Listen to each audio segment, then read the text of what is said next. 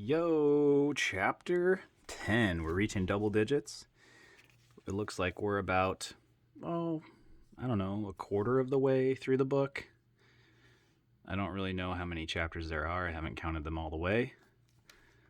But we are on chapter 10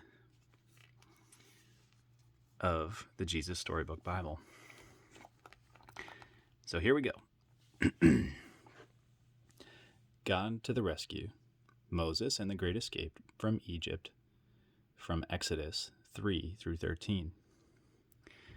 Joseph and his brothers grew old and died, but their children's children stayed on in Egypt, where they became a very large family.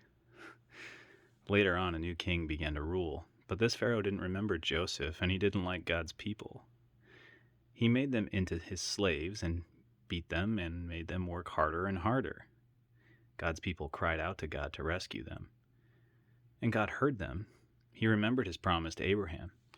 He would look after his people. He would find a way to set them free.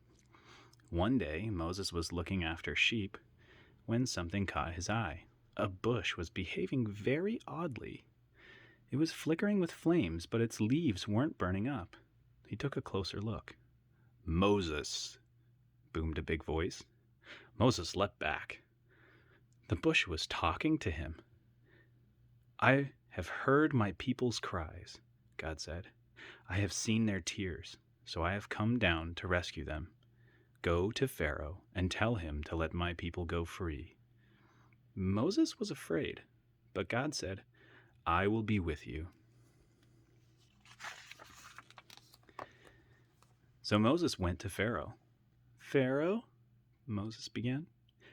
"God says..." "God," said Pharaoh. "Never heard of him." Moses kept going. "God says let his people go free." "Why should I?" Pharaoh said. "Don't want to." "Won't." So he didn't. So God gave Pharaoh 10 warnings called plagues. First, God turned the river Nile into blood. No one could drink the water, but still Pharaoh would not let them go. So God made frogs come hopping and leaping and jumping and jumping. In your bed frogs, in your hair frogs, in your soup frogs, all over everywhere frogs. "Make them go away," Pharaoh screamed. "Then your people can go." So God took the frogs away.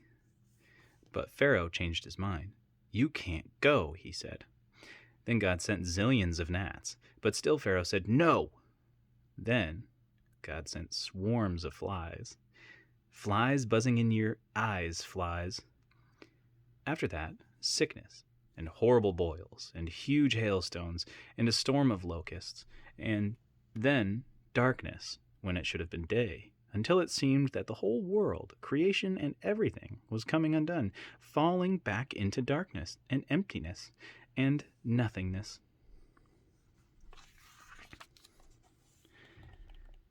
But each time, Pharaoh said, "Make it stop, and then I'll let them go." And each time when God made it stop, Pharaoh changed his mind and said, "Actually, no, you can't go." Finally, Moses warned Pharaoh, "Obey God, or he will have to send the worst thing of all." Pharaoh just laughed. So God said, "The oldest boy in each family of Egypt must die, but my people will be safe." God told his people to take their best lamb, to kill it, and to put some of its blood on their front doors. "When God passes over your house," Moses explained, "God will see the blood and know that the lamb died instead of you." That night, it was just as God had said.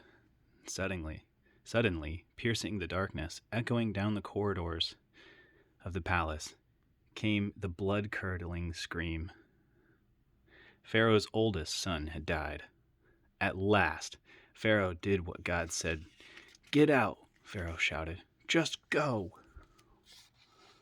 And so that very night, Moses and God's people fled out of Egypt, out of slavery. They were free. God's people were always would always remember this great rescue and call it Passover. But an even greater rescue was coming. Many years later, God was going to do it again. He was going to come down once more to rescue his people, but this time God was going to set them free forever and ever